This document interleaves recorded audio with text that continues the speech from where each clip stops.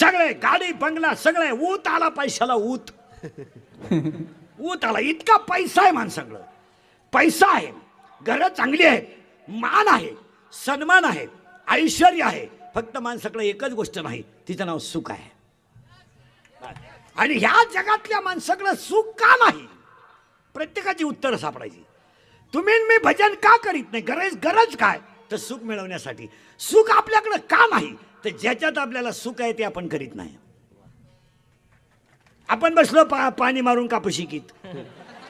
आपण पाणी मारून कापूस शिकायचं आणि आपल्या पोरांना पाणी टाकून प्यायची. फिट का? काय करायचं? आपण पाणी घालून दूध विकायचं आणि त्यानं टेप लावून गुंठ्यानं जमीन विकून टाकायची. नेमका घोटाळा काय झाला? मोराच्या पिसाऱ्यावर किती सुंदर डोळा असला तरी मोर त्याने कधी पाहू शकत नाही. मोराच्या पिसाऱ्यावर किती सुंदर डोळा असला तरी मोर त्याने कधी पाहू शकत नाही. तुम्ही किती मोठे झाले, संतांच्या संगतीशिवाय सुखी होऊ शकत नाही. आता काही म्हणतील आम्हाला पेमेंट भरपूर आहे. तू करणार काय? पगार वाढला तर काय करणार? सासरवाडीचं कल्याण करणार. तू काय करणार? काय लईत लई मिवणीच्या बाळातपणाचं बिल देणार. तू काय करणार? काय मिवणीचं लगीन करून देणार. मग तुम्ही काय भजन थोडंच करणार आहे? आणि मरताना तुमच्या बरोबर भजन येणार आहे, इस्टेट नाही. इस्टेट मिळवणं हे प्रारब्ध आहे, पण भजन करणे हे पुण्य आहे.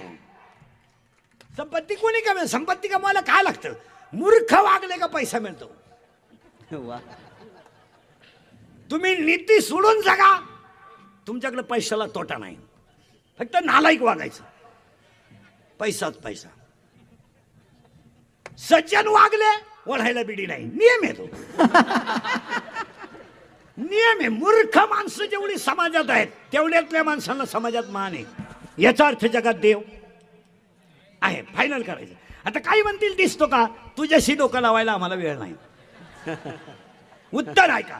फुलातला सुगंध दिसत नाही पण आहे, लाकडातला अग्नी दिसत नाही पण आहे, दुधातलं लोणी दिसत नाही पण आहे, हृदयातला भगवंत दिसत नाही पण आहे. हा, आता उलट फिरू. लाकडात अग्नी आहे पण घर्षणाशिवाय दिसणार नाही, दुधात लोणी आहे पण क्रिया केल्याशिवाय दिसणार नाही, तसं हृदयात देव आहे पण साधना केल्याशिवाय दिसणार नाही. आता काही म्हणतील आम्ही एज्युकेटेड. एज्युकेटेडचा आणि देवाचा काही संबंध नाही. कारण तुमच्याकडे असणारी जी पदवी आहे ती कलेक्ट द मनी आहे. टू ओनली कलेक्ट द मनी. मग आता मी म्हणतो, बोलायला सुरुवात झाली, आता देव आहे. आता उत्तरं थोडी थोडी बारीक बारीक द्यायची आहे. देव आहे, देव आहे हा मानण्याचा प्रश्न आहे. हा किंवा नाही. नाही मानायचा त्याला नाही मानायचा.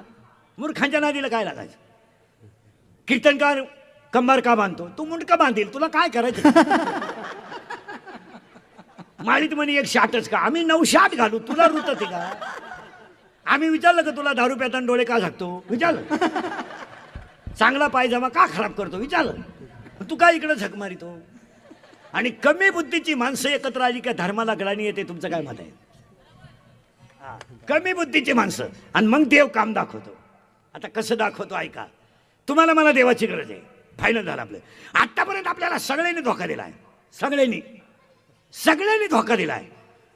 भावाने धोका दिला, जमीन वाटताना कट आणला. बहिणीनं धोका दिला, भाव बायपास मध्ये जमीन गेली, केस लावली.